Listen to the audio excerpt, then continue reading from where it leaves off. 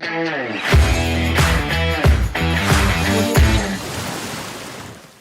vaxtınız xeyir, əziz izləyicilər. Maritime Talks-da hər birinizi salamlayıram. Dövlət Dəniz və Liman Agentliyinin təqdimatında bugün yayımlanan buraxılışda müzakirə edəcəyimiz mövzu gəmi qeydiyyatı və təsnifat cəmiyyətlərlə bağlı olacaq.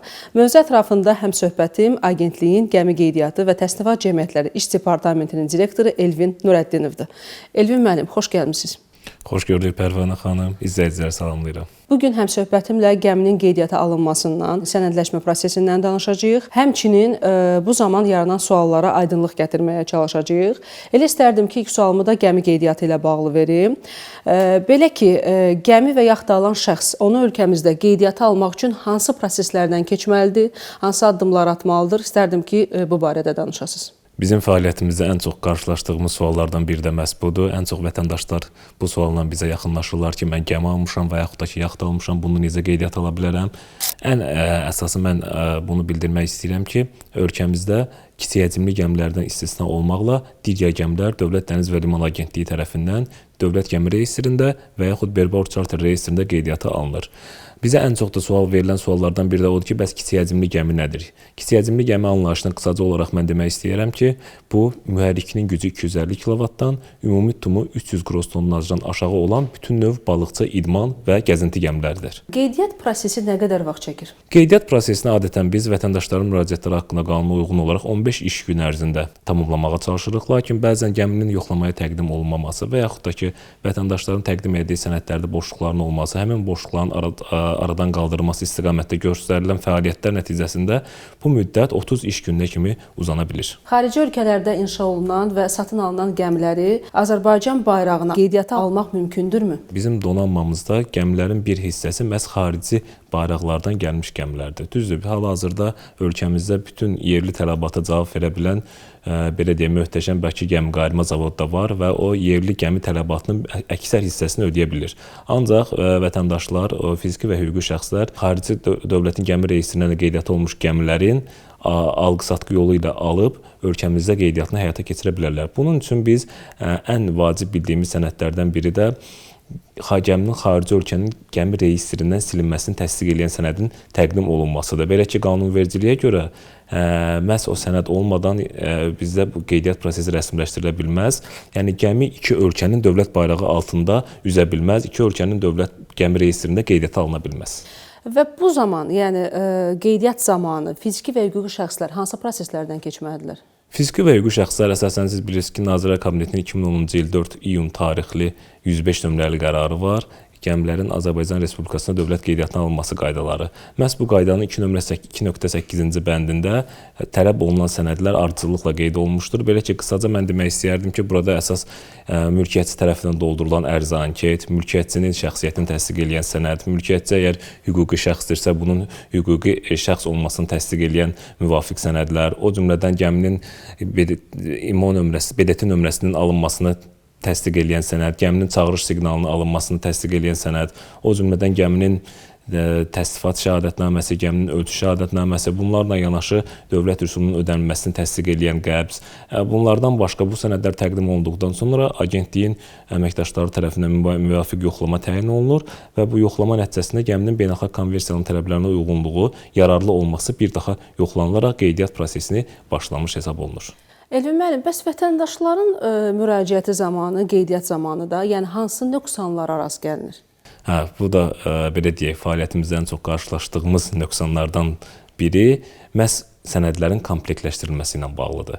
Belə ki, ən çox təqdim olunan gəmilərin qeydiyyata alınması üçün təqdim olunan müraciətlərdə bəzən müvafiq sənədlər qoşma kimi əlavə olunmur, bəzən əlavə olunan sənədlərdə boşluqlar yaranır, bəzən əlavə olunan sənədlərin əsilliyini, orijinallığını yoxlamaq tələb olunur və bu kimi, belə deyək, ümumi şəkildə desək, məhz sənədlərin komplektləşdirilməsi bizim ən çox qarşılaşdığımız məsələlərdən biridir. Sizin rəhbərlik etdiyiniz departamentin digər fəaliyyət istiqamətlərindən biri də təsnifat cəmiyyətlərlə bağlıdır. Mən istərdim ki, növbəti sualları məhz təsnifat cəmiyyətlərlə bağlı verim. Ümumiyyətlə, təsnifat cəmiyyəti nədir və gəminin istismar təhlükəsizliyində nə kimi rol oynayır? Təsnifat cəmiyyəti də bizim fəaliyyətimizin belə deyək, özəyidir.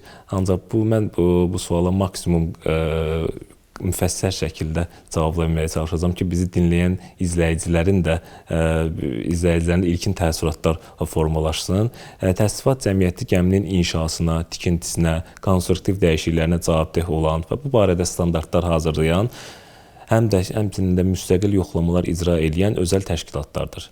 Onu da bildirim ki, hal-hazırda ölkəmizdə 12 təsnifat cəmiyyəti fəaliyyət göstərir. Bu 12 təsnifat cəmiyyətindən 8-i beynəlxalq təsnifat cəmiyyətinin üzvləridir.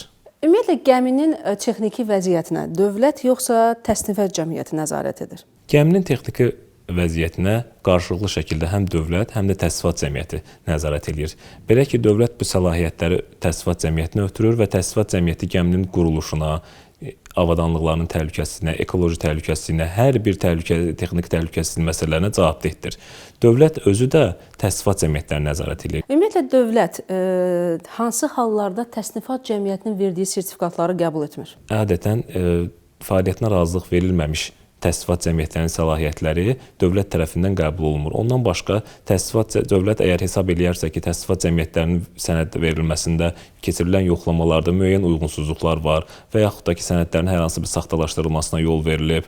O cümlədən də ki, gəmi xarici dövlətin ərazisində liman nəzarət müfəttişləri tərəfindən məhz təsnifat cəmiyyətinin verdiyi sənədlərə görə saxlanılmışdırsa da və yaxud da ki, təsnifat cəmiyyətlərinin sənədlərində olan boşluq səbəbindən saxlanılmışdırsa, dövlətin əlində imkan var ki, ixtiyar var ki, həmin bu təsnifat cəmiyyətinin verdiyi sənədləri ləğv eləsin və yaxud da ki, qəbul eləməsin. Gəminin təsnifat cəmiyyəti ilə dövlət nəzarəti arasında məsuliyyət bölgüsü necə müəyyən olunur? Bildiyiniz kimi, Dövlət Dəniz və Liman Agentliyi Beynəlxalq Dəniz Təşkilatının audit yoxlamasına hazırlaşır və təsnifat cəmiyyətlərinin məsuliyyətləndirilməsi də belə deyək, auditin məzmununa daxil olan məsələlərdəndir və bizim ölkəmizdə Azərbaycan Respublikasında təsnifat cəmiyyətləri müqavilələr vasitəsilə səlahiyyətlərin ötürülməsi yolu ilə belə tənzimlənmişdir. Ümumiyyətlə, gəminin layihələndirmə mərhələsində bayraq dövləti ilə gəmi sahibləri, təsnifat cəmiyyətləri və gəminin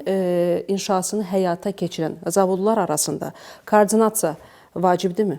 Bu da çox vacib məqamlardan biri hesab olunur. Belə ki, gəminin tikildiyi yerin hava şəraitinə uyğun olaraq, orada coğrafi amillərə, həmin gəminin gövdəsinə təsirindən asılı olaraq ən çox diqqət ediləsi məqamlardan biridir.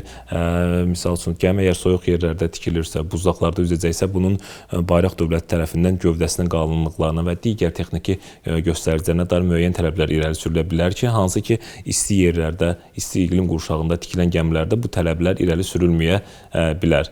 Ona görə də gəmi tikilməmişdən öncə hansı dövlətin bayrağı altında üzəcəksə, əvvəlcədən bu razılaşdırılmalı və bayraq dövlətinin tələbləri öyrənilməli. Daha sonra isə inşa prosesinə start verilməlidir ki, gələcəkdə gəminin qeydiyyata alınması zamanı hər hansı bir əngəllərlə qarşılaşmasınlar. Çox sağ olun. İki sualım da olacaq, Elvin müəllim. Azərbaycan bayrağı altında üzən gəmilərin dünya okeanının istənilən sularında istismarı mümkündürmü və bu zaman hansısa məhdudiyyətlər mövcuddur? Qısaca mən bu sualın cavabı olaraq bəli, mümkündür deyəcəm. Çünki hal-hazırda bizim bayraq altında üzən bir neçə gəmimiz dünya sularında Azərbaycan bayrağını təmsil eləyirlər. Ancaq burada əsas təsnifat cəmiyyətinin gəmilər üçün müəyyənləşdirdiyi məhdudiyyətlər də önəmlidir. Belə ki, bəzi gəmilərin texniki göstəricilərinə, xüsusiyyətlərinə görə onların uzaq məsafələrə, o cümlədən dünya okeanına və digər nəhəng su hövzələrinə üzməsinə icazə verilmiş. Ümumiyyətlə, Azərbaycanda qeydiyyatda olan ən böyük və spesifik xüsusiyyətlərinə görə fərqlənən gəmilər haqqında istərdim danışasınız və həmin gəmilər hansılardır? Bizim donanmamızda hal-hazırda deadweight 100 min tondan yuxarı olan 4 ədəd gəmi mövcuddur ki, bunlar da Aframax tipli, adları da strateji əhəmiyyətə və bizim üçün milli mənəvi dəyərlərə malik olan Xankəndi, Zəngəzur, Şuşa və Qarabağ tankerləridir. Onlar hal-hazırda dünya sularında Azərbaycan bayrağını fəxarət hissi ilə təmsil edirlər. Əlavə olaraq yerli neft-qaz hasilatı platformalarımızda da neft-qaz hasilatı əməliyyatlarına cəlb olunmuş Xankəndi, Akademik Tofiq İsmailov kimi gəmilərimiz mövcuddur. Dərin təşəkkürümü bildirirəm maraqlı, dolğun müzakirələriniz üçün. Bir daha xatırladım ki, həmsöhbətim Dövlət Dəniz və Liman Agentliyinin Gəmi Qeydiyyatı və Təsnifat Cəmiyyətləri İş Departamentinin direktoru Elvin Nurəddinovadır. Mən isə sizinlə sağollaşıram. Növbəti buraxılışda görüşmək ümidi ilə salamat qalın. Müzik